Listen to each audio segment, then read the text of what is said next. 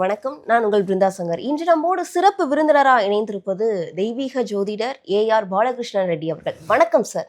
என் அன்பு சகோதரிக்கும் தமிழ் வருட புத்தாண்டு வாழ்த்துக்கள். இந்த தமிழ் புத்தாண்டு வருடம் ஆனது பலரும் எதிர்பார்த்து காத்திருக்கக்கூடிய ஒரு விஷயமா அமைஞ்சிருக்கு. ஏன்னா பல பிரச்சனைகளை தாண்டி மக்களுடைய வாழ்வாதாரமானது கடந்து போயிட்டு இருக்கு.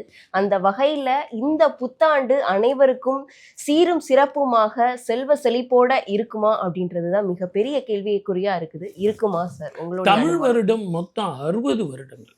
அதுல இது 40வது வருடமா தமிழ் வருடம் வருது. பராபவ வருடம் அப்படின்னா முதல்ல அதனுடைய அர்த்தமே என்ன தெரியுங்களா? எதிரிகளை வெல்லுவதுன்னு ஒரு அர்த்தம் இருக்குது. அதுக்கு நிறைய அர்த்தம் இருக்குது. இடைக்கால சித்தர் கொடுத்தார் பாருங்க, ஒரு 60 பாடல் 60 தமிழ் வருஷத்துக்கு கொடுத்துருக்கார்.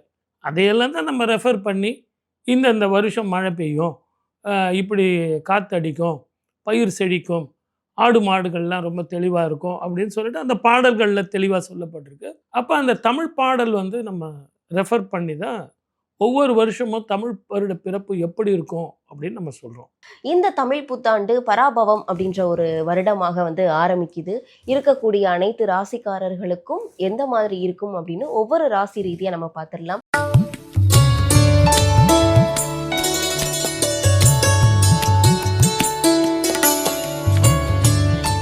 சார், சிம்ம ராசிக்காரர்களுக்கு இந்த தமிழ் புத்தாண்டு எந்த மாதிரி இருக்கும்? ஏன்னா இதற்கு முன்பு இருக்கக்கூடிய ராசிக்கு அஷ்டம சனி எல்லாம் நிறைய சனி சொல்லியிருந்தீங்க. முக்கியமாக அந்த அஷ்டம சனினால அவர்கள் ரொம்ப பாதிக்கப்பட்டிருந்தாங்கன்னு சொன்னீங்க. இப்போ சிம்ம ராசிக்கு அஷ்டம சனி வருது.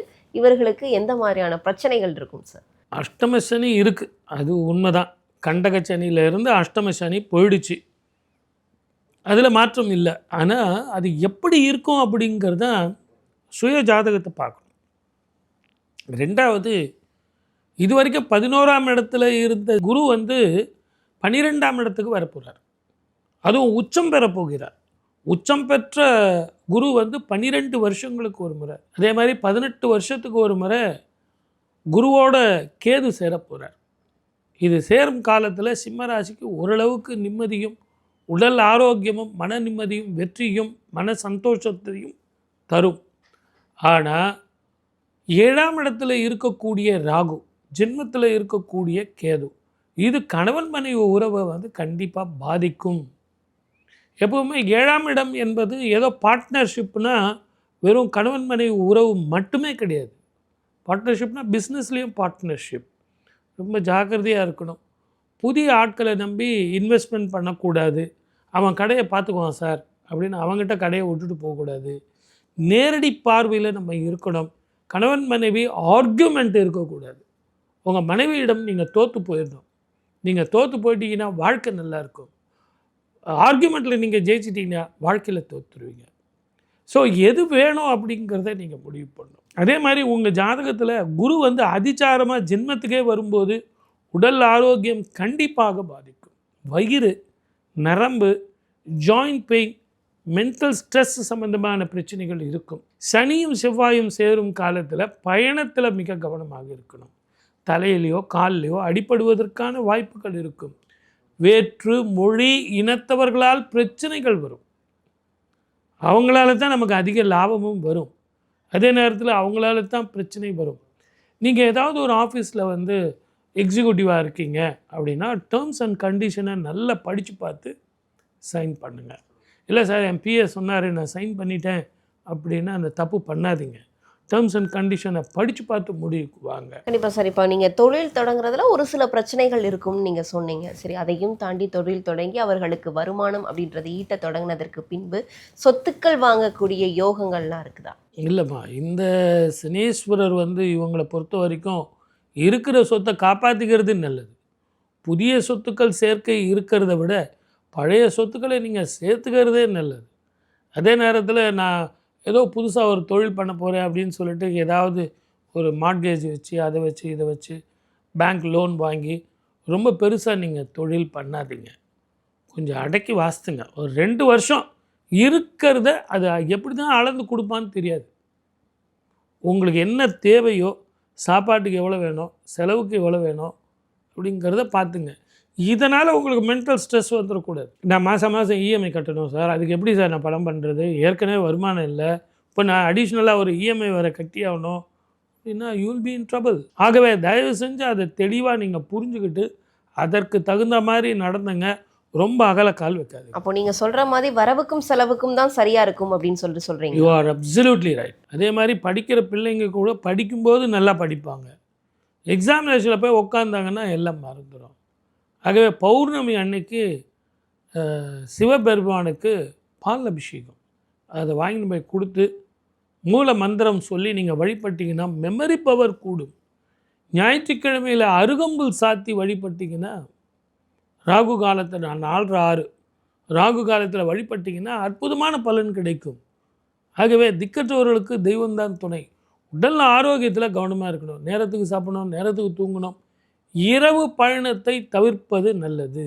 கண்டதை சாப்பிடக்கூடாது. கண்டதை சாப்பிட்டீங்கன்னா வயிறு கட்டு போயிடும். கண்டிப்பாக சார். இப்போ பல விஷயங்கள் நீங்கள் சொல்லியிருக்கீங்க. இந்த திருமணமாகாதவர்களுக்காவது யோகம் கிடைக்குமா? தொழிலில் தான் பிரச்சனை அப்படின்னா இதுலனாலும் அவர்களுக்கு விடுதலை கிடைக்குமா? குரு சாதகமாக இருக்கும்போது சில நேரங்களில் திருமணம் ஆகலாம். ரொம்ப நாளாக நீங்கள் தடைப்பட்டவங்களுக்கு ஒரு சிலவங்களுக்கு நடக்கும். அவங்க ஜாதகத்தில் எப்படிப்பட்ட மகாதிசை நடக்குதுன்னு தெரிஞ்சு நீங்கள் பார்க்கலாம். ஆனால் எல்லா சிம்ம ராசிக்காரர்களுக்கும் திருமணம் நடக்குமா அப்படின்னு கேரண்டி தர முடியாது. குழந்தை பாக்கியம் குழந்தை பாக்கியம் நான் என்ன சொன்னேனே, திருமணமே தடை இருக்காது அப்படின்னும் போது குழந்தை பாக்கியங்கிறது கொஞ்சம் தட்டி தான் போகும். IOL IVFல பிறக்கிறதுக்கான வாய்ப்புகள் உண்டு. கணவன் மனைவி இருவருமே போய் செக்கிங்க்கு போனால் அதுக்கான வாய்ப்புகள் உண்டு. சரிங்க சார். இவர்களுடைய இந்த இடர்பாடுகள், இந்த பிரச்சனைகளை தடுக்கிறதுக்கு எந்த மாதிரியான பரிகாரத்தை மேற்கொள்ளலாம்? எந்த கோவில்களுக்கு போய் வழிபடலாம்? பொதுவாகவே சிம்மராசி நேயர்களை கோயிலுக்கு போகவே விட மாட்டான். ஏதாவது ஒரு தடங்கல்கள் வந்து கோயில் பக்கமே போக விட மாட்டான். ஆகவே நீங்கள் என்ன பண்ணணுன்னா, ஞாயிறுன்னு ஒரு கிராமம் இருக்குது. நம்ம மெட்ராஸ் பக்கத்துலேயே ஞாயிறுன்னு ஒரு கிராமம். அந்த ஊருக்கு பேரே ஞாயிறு. அந்த சூரியன் அப்படிங்கிற பேர். சூரியன் அது கோயில் இருக்குது. அந்த கோவிலுக்கு கோதுமை தானம் செஞ்சு, கோதுமை பொருட்கள் எல்லாம் நீங்கள் தானம் செஞ்சுட்டு வந்தீங்கன்னா, நல்ல சிகப்பு ஆடை சுவாமிக்கு வஸ்திர தானம் செஞ்சிங்கன்னா உங்களுக்கு மலை போல் வர பிரச்சனைகள் பனி போல் மாறும். முதல்ல உடல் ஆரோக்கியம் வரும், மன நிம்மதி வரும், செய்கிற தொழிலில் மேலதிகாரிகள் தொல்லை இல்லாமல் இருக்கும். ப்ரொமோஷன் வருதோ இல்லையோ இருக்கிற தொழிலில் நிம்மதியாக இருக்கும். பல பிரச்சனைகள் நீங்கள் சொல்லியிருக்கீங்க. இதில் இருந்து மொத்தமாக அவர்களுக்கு விடுபடுவதற்கு எவ்வளோ நாள் ஆகும்? இந்த அஷ்டம சனி 2 வருஷம். அது மட்டும் இல்லாமல் இவங்களுக்கு அந்த சனியும் செவ்வாயும் சந்திக்கும் காலமும் சனியும் செவ்வாயும் சேரும் காலமும். இந்த காலத்தில் இரவு பயணத்தில் போகாமல் நான் 2 பேர் போகிறேன், 3 பேர் போகிறேன், அதே மாதிரி பைக்கில் போகிறேன், காரில் நான் அப்படி போகிறேன் இப்படி போகிறேங்கிறதுலாம் வேண்டாம். கொஞ்சம் முடிஞ்ச வரைக்கும் ஹேபிட்ஸு, பழக்க வழக்கங்கள், நான் அடுத்தவனை நம்பினேன் சார், இன்வெஸ்ட்மெண்ட் பண்ணேன் சார், ஏதோ ஒரு 2 ரூபா வேணும் இல்லைங்களா, குடும்பத்தை தள்ளணும். ஏதோ நம்ம குடும்பத்துக்காக கடனை வாங்கி உடனே வாங்கி நீங்கள் ஏதாவது ஒரு அகலக்கால் வச்சிங்கன்னா கண்டிப்பாக உங்களுக்கு பிரச்சனை வரும். ஆகவே this is not the right time to invest. ஆகவே நான் உங்களுக்கு ஒன்று தான் சொல்வேன். இந்த காலம் கொஞ்சம் பதங்கி போனீங்கன்னா ஒன்றும் கவலைப்படாதீங்க. குரு வந்து அதிச்சாரமாக வரும்போது நல்லாயிருக்கும். ஏன்னா குரு எப்போ வராரு அதிச்சாரமானு கேட்குறீங்களா? 2027 மார்ச்சுக்கு பிறகு. ஸோ அட்லீஸ்ட் இந்த ஒரு வருஷமாவது கொஞ்சம் வெயிட் பண்ணுங்கள். அப்போ 5, 7, 9க்கு குரு பார்க்க போகிறார். அப்போ உங்களுக்கு நல்ல வருமானங்கள் வரும். இந்த தமிழ் புத்தாண்டில் எந்த மாதிரியான சிறப்புகள் இருக்கும், எந்த மாதிரியான கஷ்டங்கள் இருந்தால் அதை எப்படிலாம் சரி செய்யலாம் அப்படின்னு சொல்லிட்டு ஒவ்வொரு ராசிக்காரர்களுக்கும் தெளிவாக உங்களுடைய விளக்கங்களை கொடுத்தமைக்கு நன்றி. 12 ராசிக்காரர்களுக்கும் பலன்களும் பரிகாரம் சொல்லியிருக்கேன். ஆனால் இது எல்லாம் பொது பலன்தான். ஆனால் உங்கள் ஜாதகத்துக்கு இப்போ என்ன மகாதிசை நடந்துக்கிட்டு இருக்கு, கிரக ஸ்திதிகள் எப்படி இருக்குது, சனீஸ்வரரும் குருவும் ராகுவும் கேதுவும் மற்ற கிரகங்களும் எப்படியெல்லாம் ஸ்திதி இருக்குது, அந்த பலன் உங்களுக்கு எப்படி கொடுக்கணும் அப்படிங்கிறத பார்க்கணும். ஆகவே இது ஒரு இன்ஸ்டன்ட் ஃபுட்டு மாதிரி இதை நான் கொடுத்துருக்கேன். எது எப்படி இருந்தாலும் எனக்கென்ன மனக்கவலை, என் தாய்க்கன்றோ தினம் தினம் என் கவலை. கிரகங்கள் எப்படி வேணாலும் போகலாம், ஆனால் வாழ்க்கையில் வெற்றி பெறுவது தான் நமது குறிக்கோள்னு சொல்லி வாய்ப்படுத்த அத்தனை நல்ல உள்ளங்களுக்கும் என் அன்பு சகோதரிக்கும் என் அன்பு வணக்கங்கள். நன்றி, வணக்கம். சர்வே ஜனா சுகினோ பவந்து.